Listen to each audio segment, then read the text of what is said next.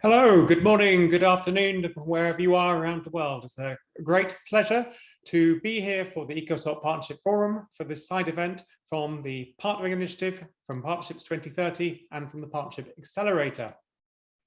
Now, today, our session, from COVID-19 to climate change, how can we turbocharge collaboration to build forward at speed?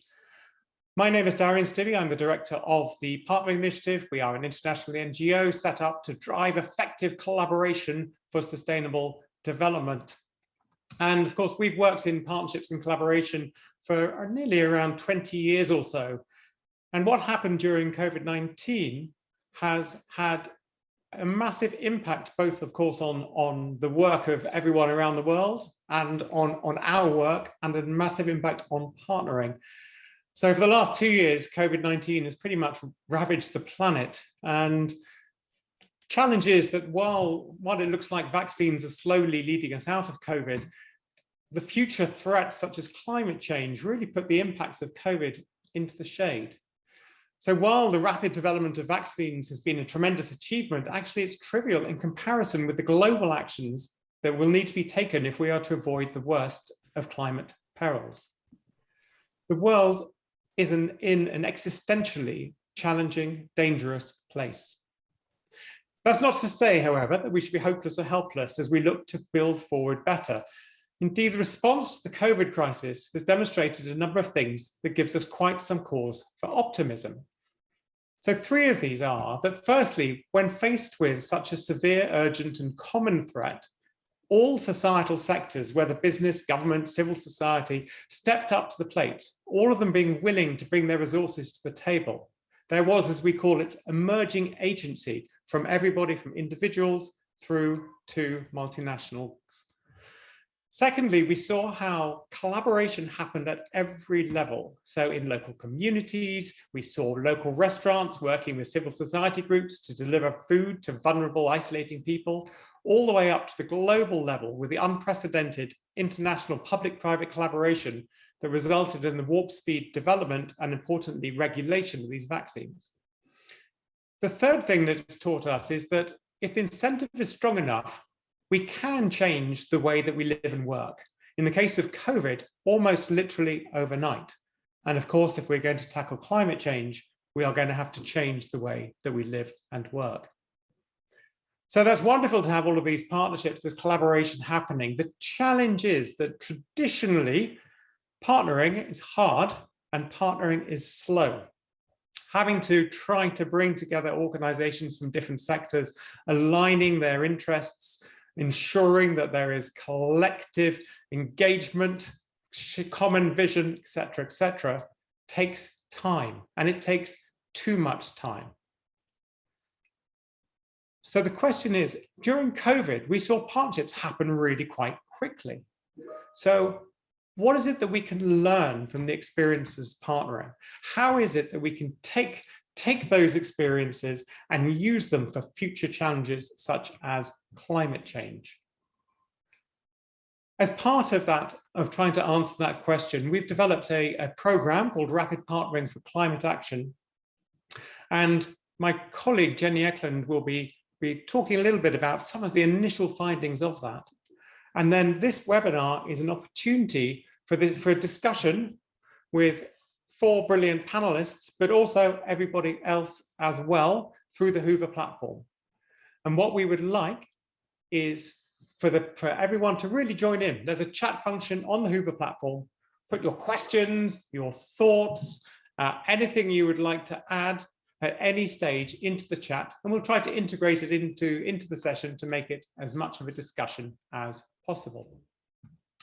But let me just introduce you to the panelists, or rather ask our panelists to introduce themselves and just tell us a bit about their work in relation to these climate change partnerships.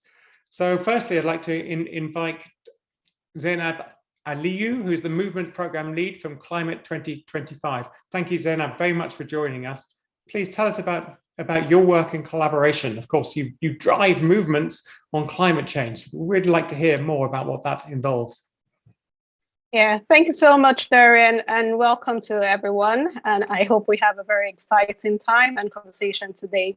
So I'm Zainab, and I lead the movement program at Climate 2025. So a brief background into Climate 25. So we're a movement capacity building organization with the sole aim of helping movement build their capacity, both technical, social, and financial capacity, to be able to accelerate urgent and systemic climate action. So I work with a lot of climate organizations in this space. And I think from my experience, both as a researcher and as an environmental consultant before now, I have realized that collaboration is very key to accelerating urgent and systemic change. And we get a lot of request for movement in terms of building their capacity around how to identify the right partners, how to engage with these partners, how to manage partnership relationships. So I'm really looking forward to learning more about the work that Jenny did, and also listening to the insightful conversation that's going to occur today. So thank you very much, Darren. Thank you so much, and thanks so much for joining us. If I could ask Suzanne Saltz from Partnerships 2030, tell us about Partnerships 2030. Thank you, Darian. Yes, I happily will. So as mentioned, my name is Susanne Salz, and I'm heading a team called Partnerships 2030 based at GIZ in Germany. We are a project commissioned by the German Federal Ministry for Economic Cooperation and Development. We've been around since 2015, so when also the 2030 agenda was passed, and the idea of the ministry and of our project was and is that if with SDG 17, Partnerships for the Goals, the international community, including the German government, once again so strongly emphasized that different stakeholders, like Darian mentioned, need to cooperate effectively in order to tackle those global challenges, then we're here to support how to start and run such partnerships effectively, particularly with a link to Germany, but of course operating internationally. So that's what we've been doing for the past few years. And as Darian mentioned, we typically say, well, partnerships take time. Or as it often cited citation goes, if you want to go fast, go alone. If you want to go far, go together. And then in the context of COVID, we wondered, is that really so? Because we saw some partnerships with many stakeholders evolve and act very quickly. So is it possible to have the best of both worlds, to cooperate with many different stakeholders and yet to do so quickly? So I'm very interested as well to hear what Jenny will tell us about our work and thinking, or Jenny's TPI so far on that, and to discuss it with all of you here today. Thank you. Thanks so much, Suzanne. Indeed, yes, if we need to go fast and we need to go together, absolutely. Yukiko, welcome. So you work with World Vision, and of course, climate is connected with the work that you're doing. Tell us a little bit more about that. Thank you so much. Thrilled to be in this panel discussion. My name is Yukiko, and I lead livelihoods and climate resilience team at World Vision International. It's an international development and humanitarian and advocacy organization.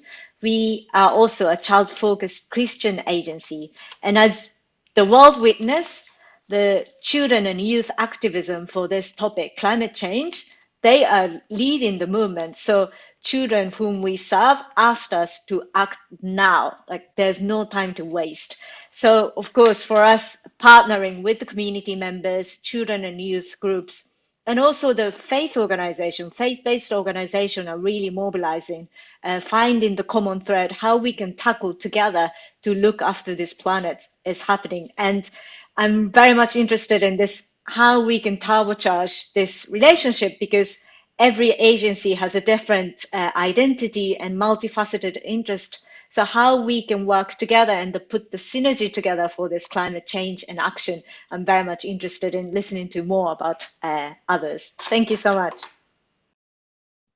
Wonderful. Thank you very much for joining us. And I'll be really interested to hear more in a moment about how these forms of partnerships, or rather how climate change really sort of impacts the whole area of livelihoods, and the role that these partnerships can really play to support your work. Finally, if I ask my colleague Jenny, who is the TPI's Director of Green Transition. And actually, Jenny, if you'd like to sort of introduce yourself and then maybe sort of just go straight on to talking about some of the findings that we already have from our program around rapid partnering. Of course, thank you very much, Darian. Really a great pleasure to be on this call today alongside these fantastic panelists, all with great knowledge to bring to bear. Darian mentioned I'm Director of Green Transition at the Partnering Initiative, where I have the privilege of working with a range of partnerships on the theory and practice of partnering through open access resources, training and organisational support, all with the aim of ensuring partnerships for the SDGs are as effective as they can possibly be. My background is in programmes and practice, working in city-level climate partnerships and also on partnerships between environmental NGOs and the private sector on climate action. But my role now is very much focused on strengthening partnerships to accelerate the move to a green, inclusive economy. And I think it's evident that the pandemic cannot be viewed as an isolated occurrence.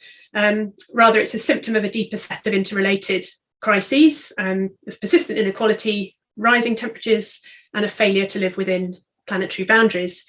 So as we try and recover from the pandemic, effective partnerships across sectors are absolutely essential to ensure that the shift to a green economy is baked in and that we can double down on efforts to tackle the climate crisis now, not by 2030.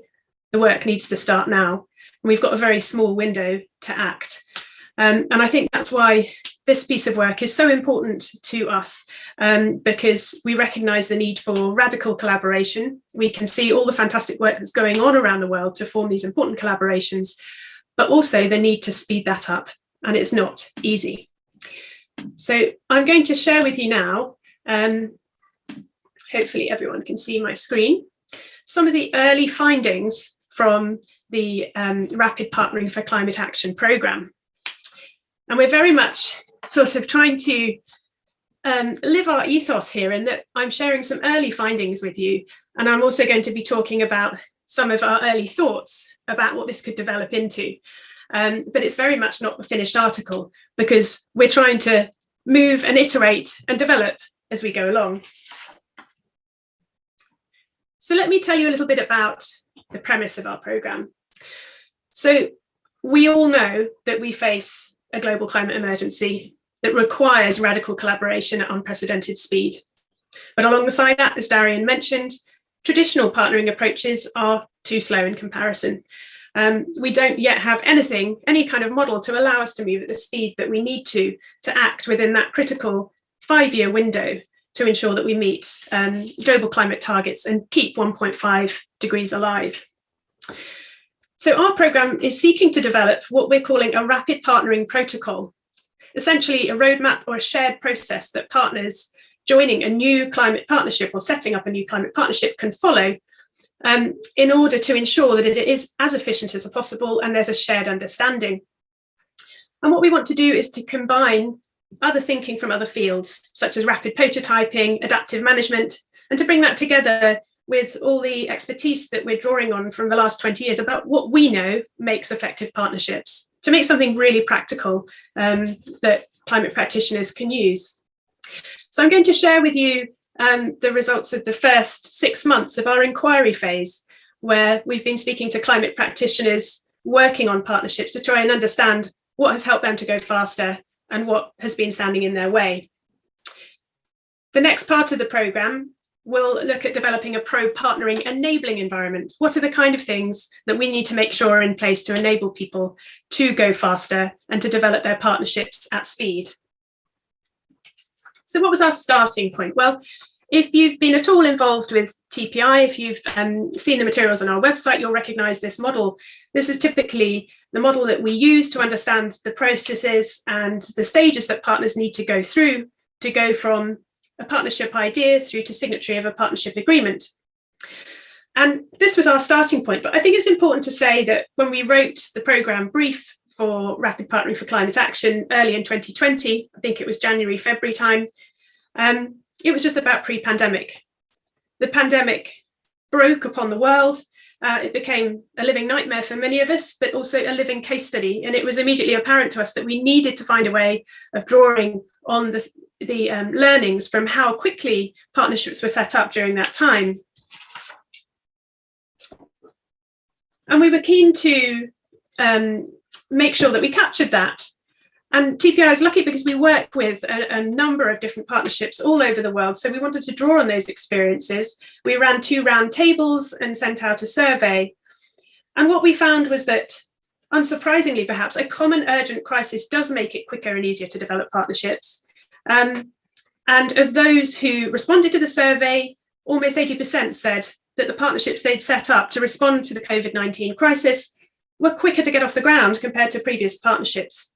And there were specific reasons they cited for that. They said a shared sense of urgency gave a laser focus to what they were doing, gave additional grease and glue, that senior leadership buy-in was much, much easier to come by.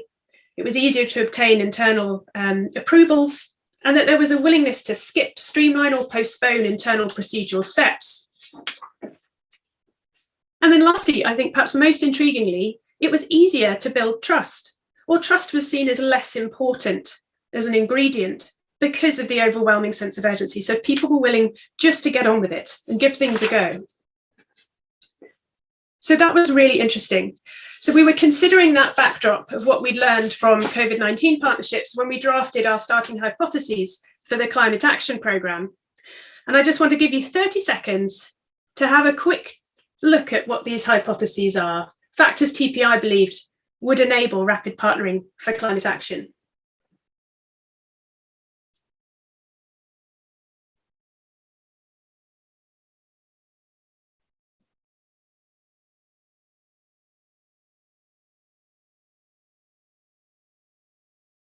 So as I mentioned, we drafted these using evidence from the pandemic research, but also drawing on TPI's experience from the last 20 years. The Rapid Partnering for Climate Action programme then set out to test these, see where adjustment might be needed in the context of climate partnerships, and therefore inform how we designed the Rapid Partnering for Climate Action protocol. And we did this through a series of interviews and surveys with climate practitioners during the latter half of 2021.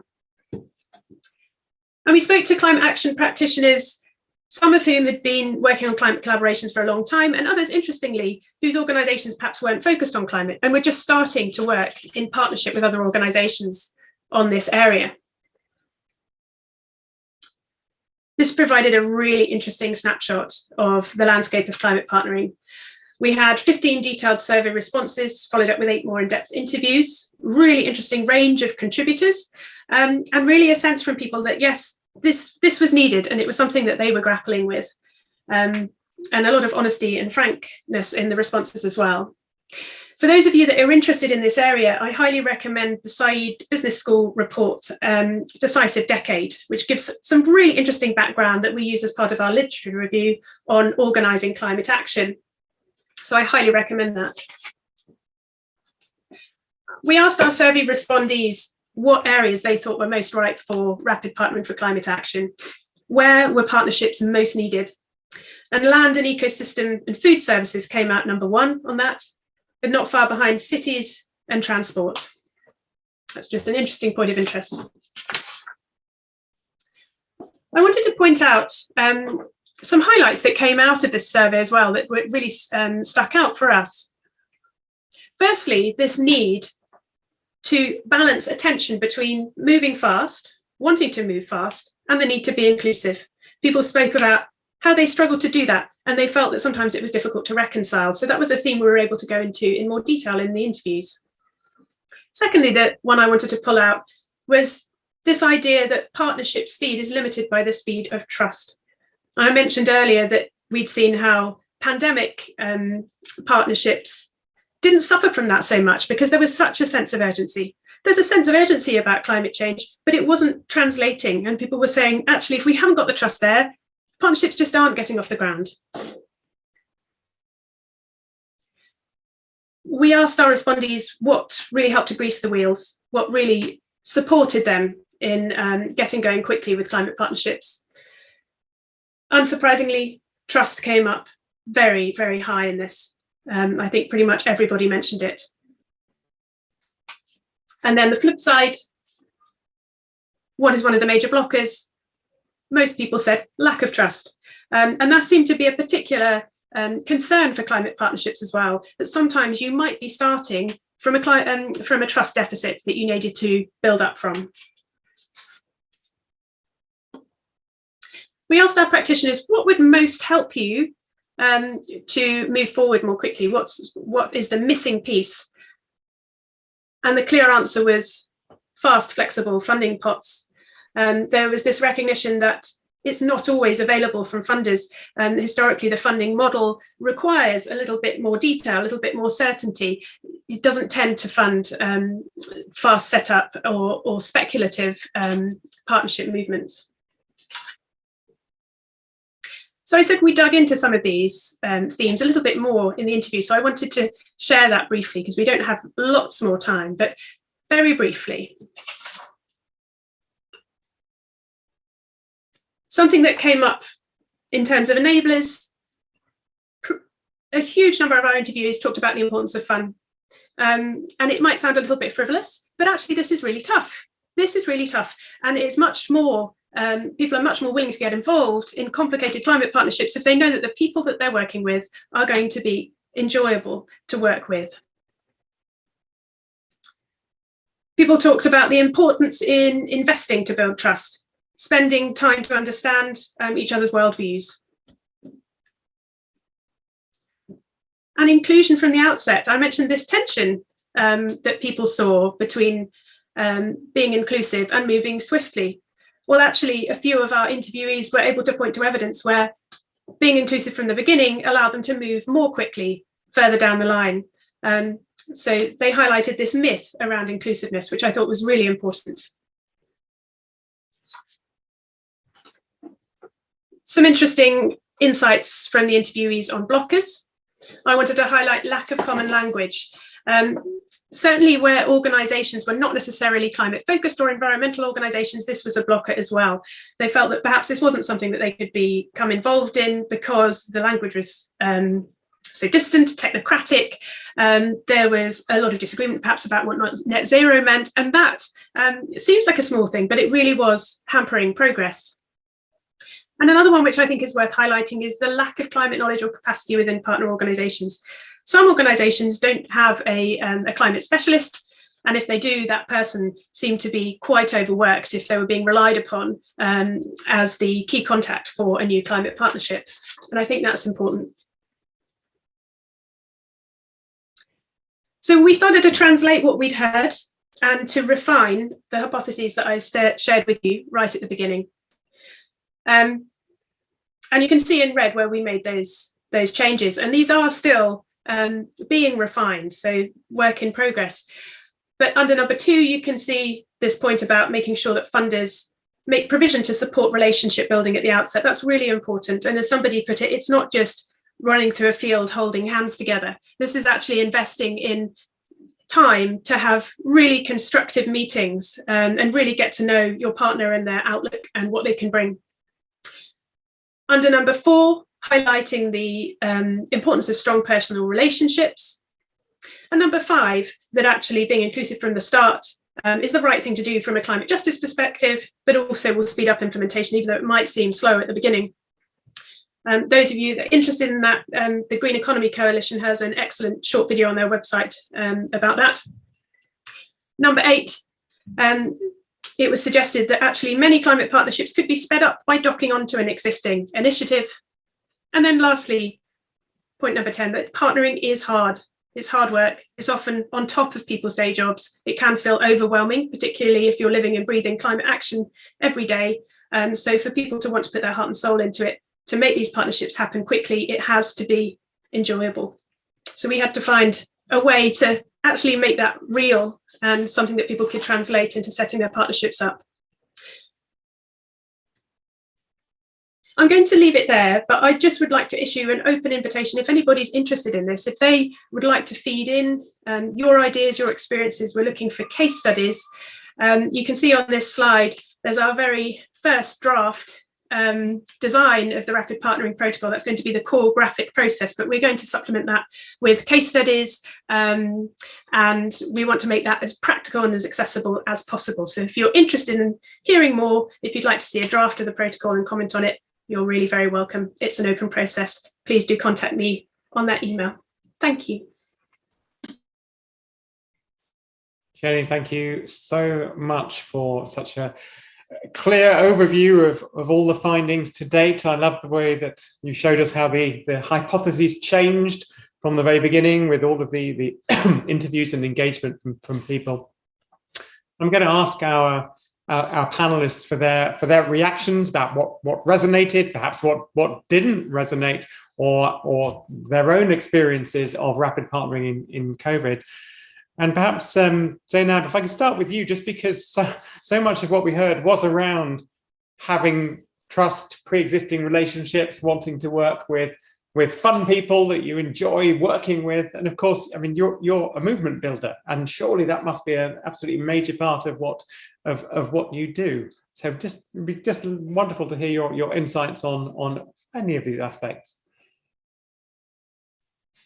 Thank you so much, Darian, and thank you, Jenny. It was a very nice presentation and very insightful. Okay, so before I give my reflection, I had thoughts while you were giving the presentation, Jenny, and I was wondering, what was the demographics of the people who responded to the surveys and interviews? Because I was really surprised to see that, that pie chart that you shared around priorities, to see resilience lagged really low. So I'll just like to know who those target groups were, like what their demographics are, because I know from a lot of movements, particularly the movements in the global south, I think they would prioritize resilience as something that they really need partnership on or support around. Then coming back to the issue of trust, yes, trust ranks really highly amongst movements in terms of how they build partnership and the speed at which partnership occurs. And I think it is mostly because partners would like to feel like they have similar goals, or they share similar goals. There's that alignment, which is really crucial to establishing a partnership. So if you don't share like the same reality, it's very difficult for you to partner on a particular project or agree on a particular issue. And I feel like that's one of the barriers that a lot of climate movements face with identifying the right partners and working with different partnerships, because there's that reality of those living in the global north, for instance, and those in the global south who believe that their climate action strategy should be focused on, for instance, adaptation, and while other partners, particularly the funders, feel that the strategy should focus more around mitigation. So already there's that conflict between potential partners, and that again could lead to issues around issues or the risk of co-optation or having reputational risk, where you find partners who don't necessarily agree or align with the thinking of particular group, but because they stand to gain, for instance, visibility or credibility through a particular partnership with a particular organization, they're willing to compromise their actual goals to just be able to align with a particular partner organization, just so they can maybe key into this particular network or be able to access a particular kind of maybe funds or whatever other resources it is that they're actually seeking out of this partnership.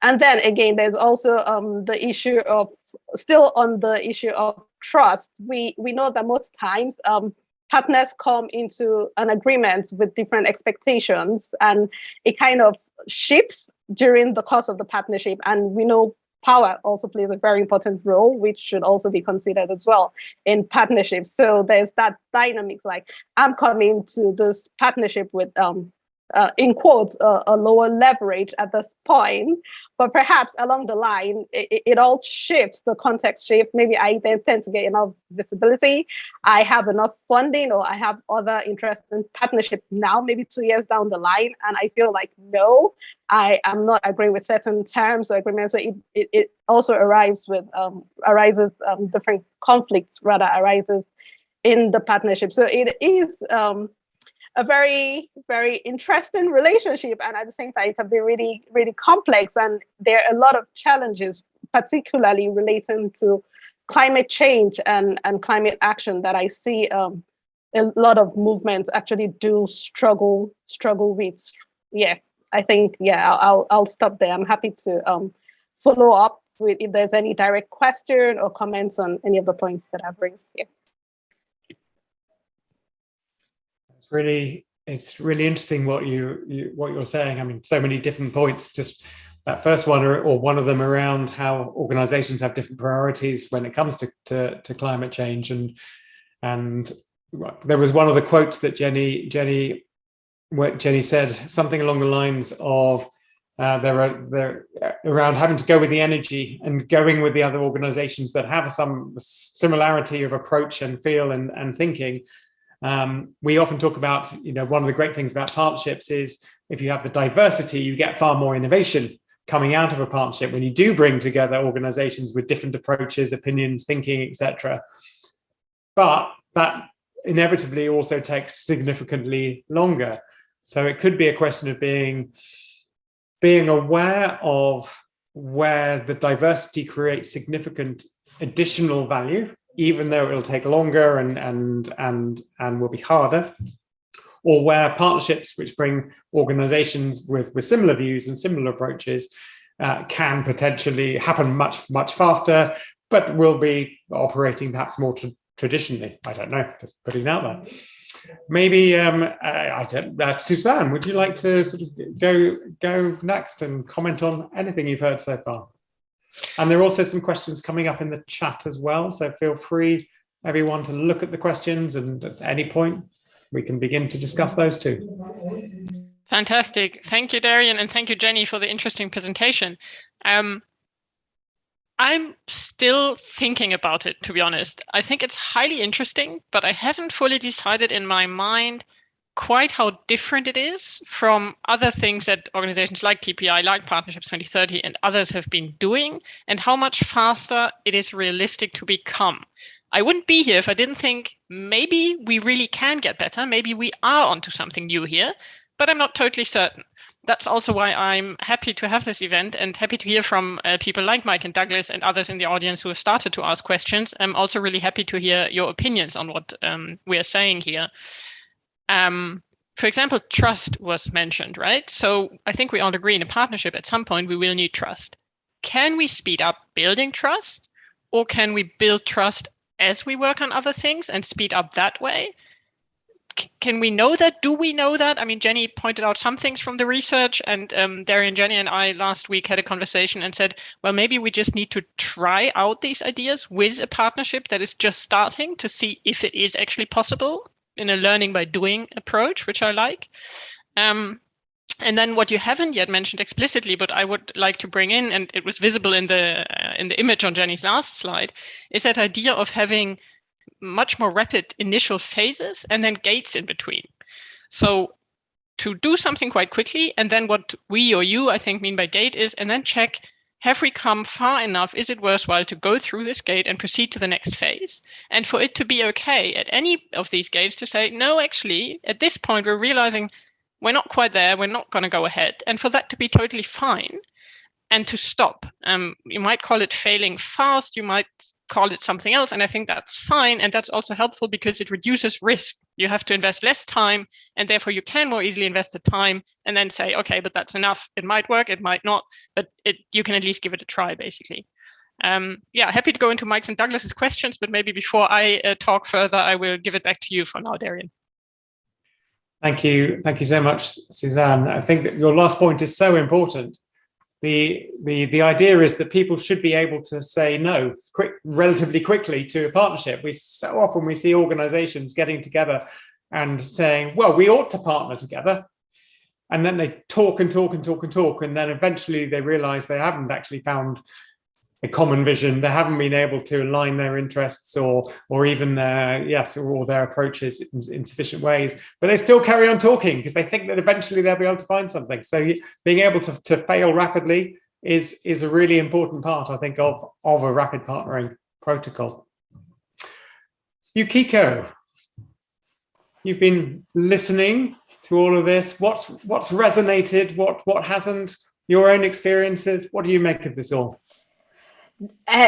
Gosh, there's so many areas that I was just nodding myself, like, for example, this innovation and diverse partners. So, for example, World Vision is not the traditional conservation organization, but tackling this climate crisis, we have to work with more diverse stakeholders. And as we approach into different, for example, conservation organizations, we realize our language and sort of other non-verbal communications were different from the usual partners that we interact with.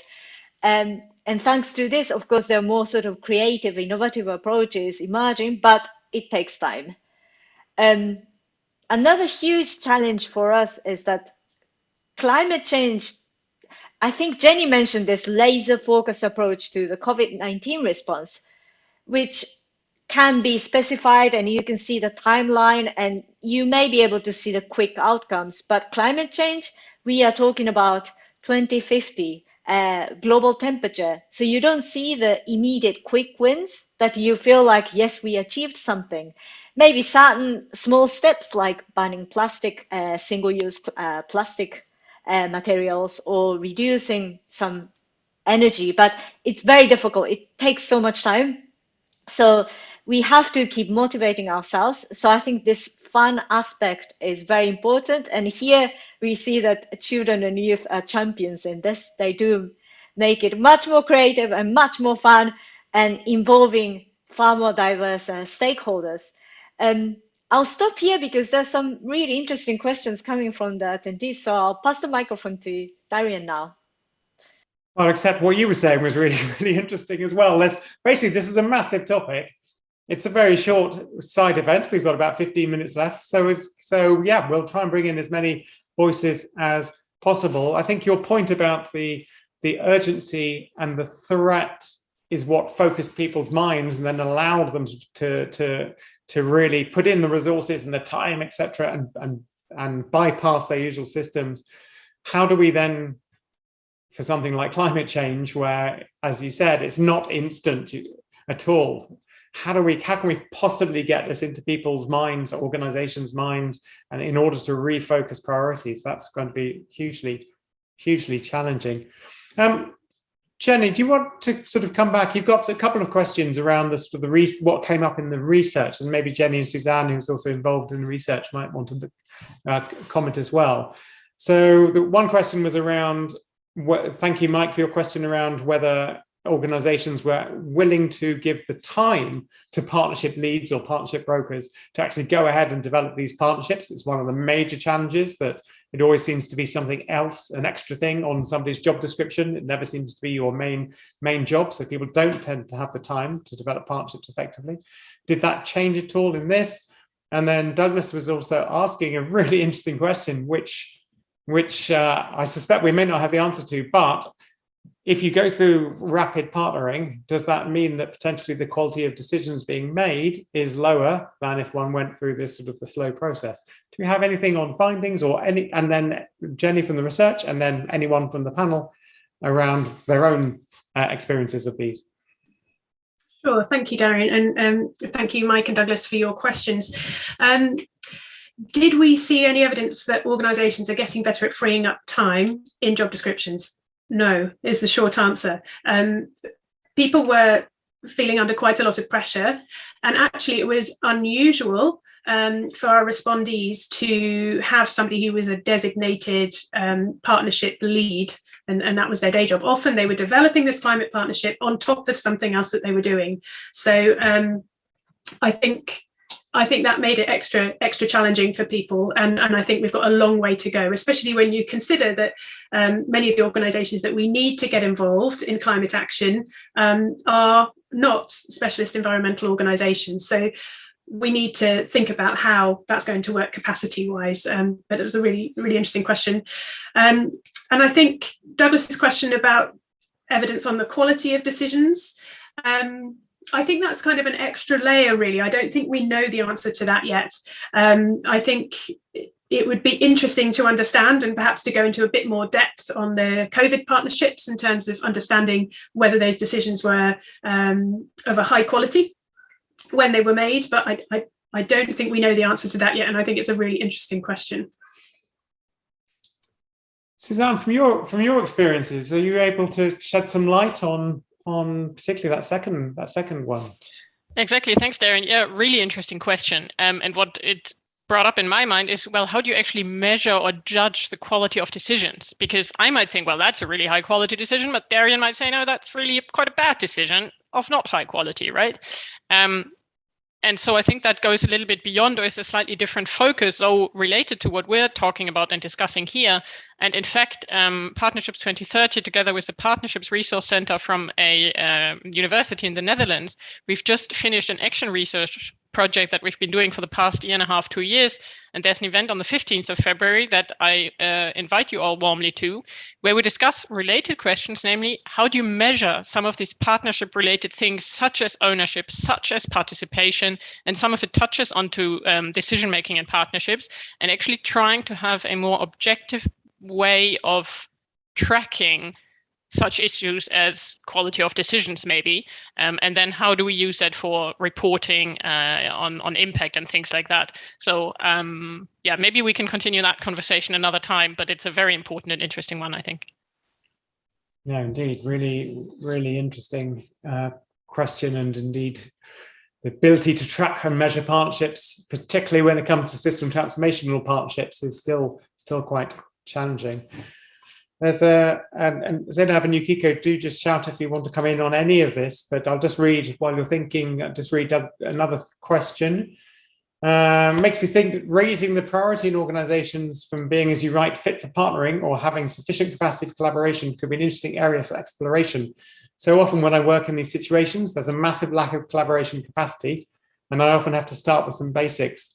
Thanks, Douglas. Yes, indeed. I mean, this whole concept of what it takes for an organization to be fit for partnering is something that TPI has been looking at for many years, and that World Vision has taken extremely seriously. I don't know if Yukiko, you might be able to talk a little bit about what it.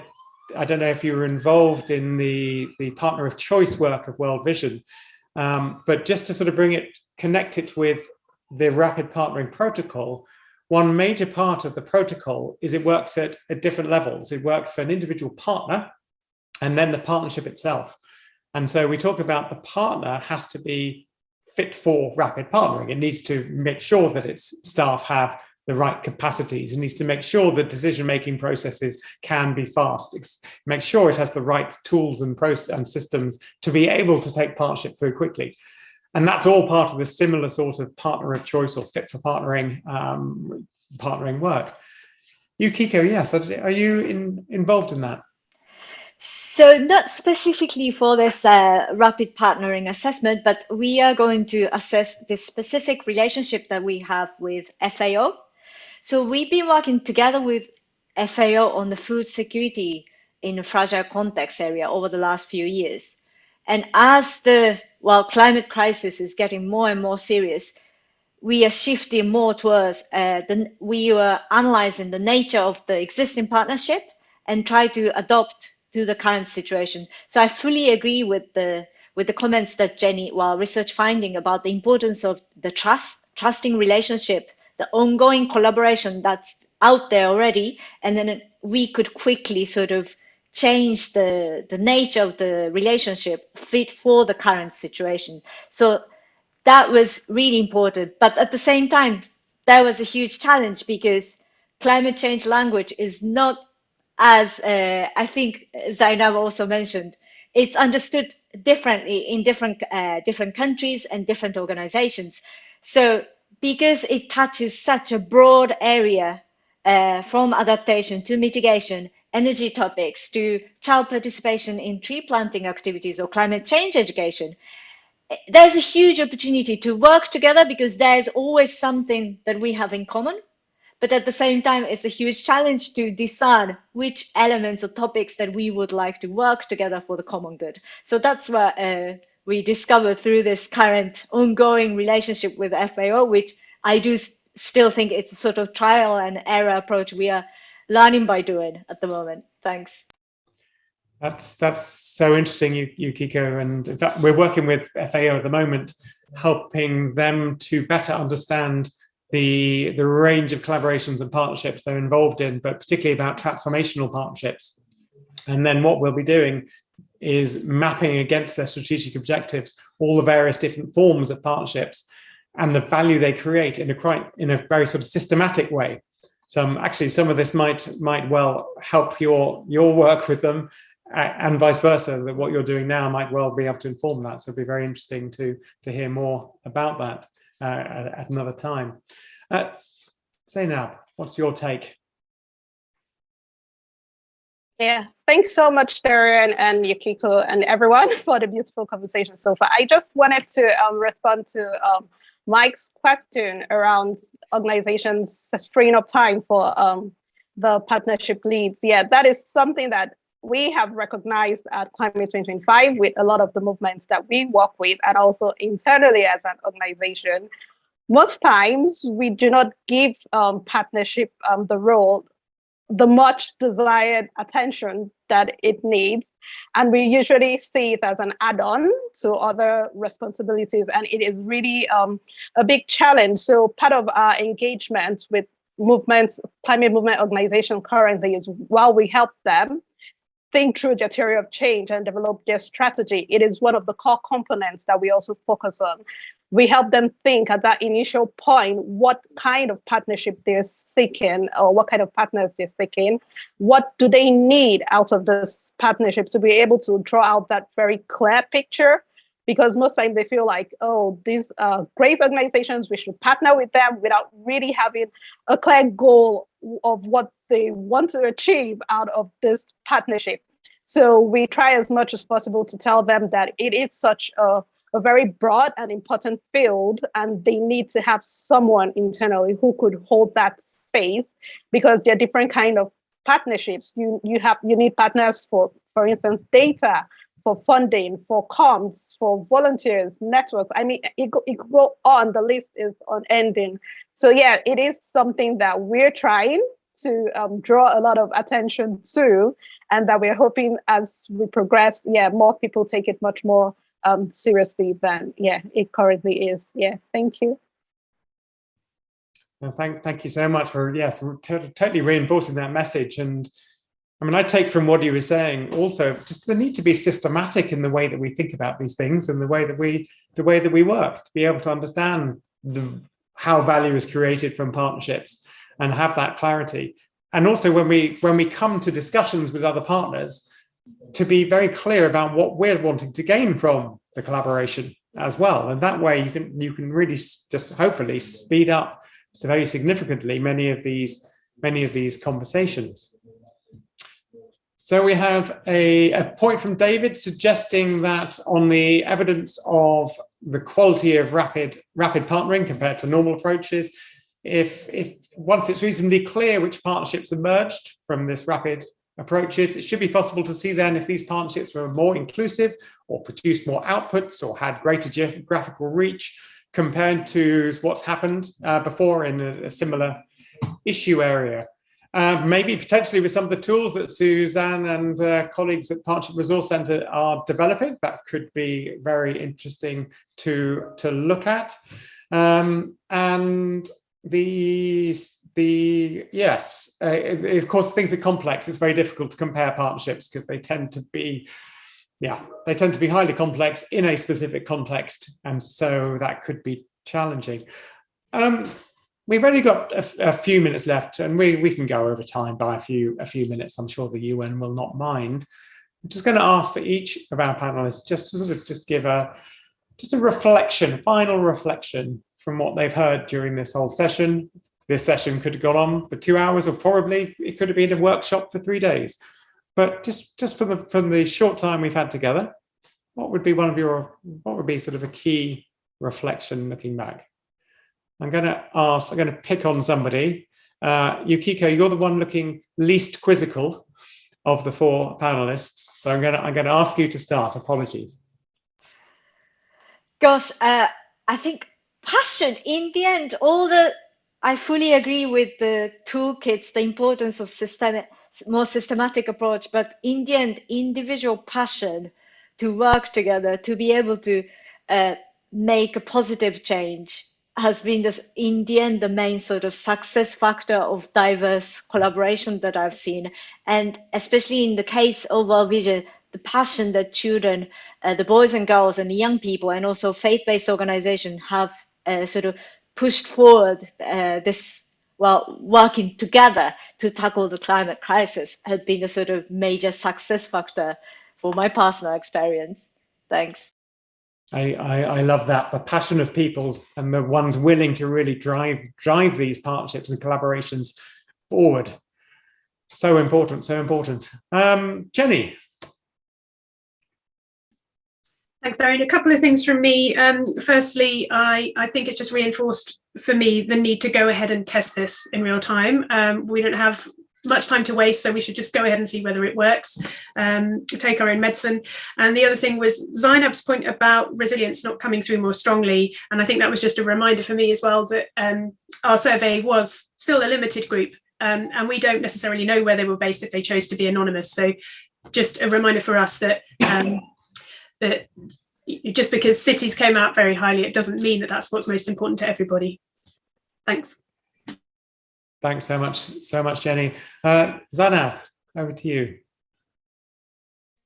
Thanks so much. I think the whole session has been really insightful. I'm going away with a lot of information, but most importantly, I think I am reminded by the fact that the work that we're currently trying to achieve with our movements with regards to partnership is really crucial, and I'm happy to get that validation from being in this session today. And also, I think most importantly would be a reflection for all of us, particularly who want to work within the collaborative space, because the issue of competition seems to also be limiting the extent to which potential partners engage. So I think that's also something that I have found with a lot of the movements that we work with, and I would like to hear and learn more about how we could move beyond seeing ourselves as competitors and just seeing the whole climate action and the whole space as a really important space for human collaboration, looking beyond whatever it is, maybe ego or any other factor, and just bringing the human side of things to the forefront here. Thank you very much. Thank you. As a great colleague, Reef Necki said, leave your egos, your logos and your silos at the door. So I think he would very much agree with you there. Suzanne. Thank you. Yeah, it fits quite well, because in one word, I would say co-creation. To talk about things like this rapid partnering protocol with people like in the panel and the room more broadly today. But then, as Jenny mentioned, also to go ahead and have the courage to try and test things, because at some point, that's the only thing that's going to help is to actually try it out, see if it works, and also do that in a co-creative spirit together with a partnership that is interested. Thank you so much, Suzanne. And indeed, that's exactly the plan. Is we want to take this forward in a very much co-creative way. We want to test out this protocol with real partnerships, or if there are people who are in partnerships, if they want to, they can retrospectively think at what stage could any of this protocol have actually helped form the partnership further. Please do stay in touch if you'd like to become involved in any way. Our contact details are in the chat. And it just leaves me to say, well, I mean, we have to do this. We have to get better at this. Partnering it takes too long.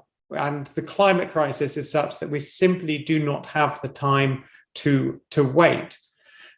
I think it's pretty clear that if we can build the partnering competencies, at the very least, of people involved, if people can understand what partnering journeys look like and and can have a shared idea of roadmap, if people can have a similar idea or same idea in terms of language, we heard how people coming with different languages is such a challenge. Well, we need to build that up so that people have common language.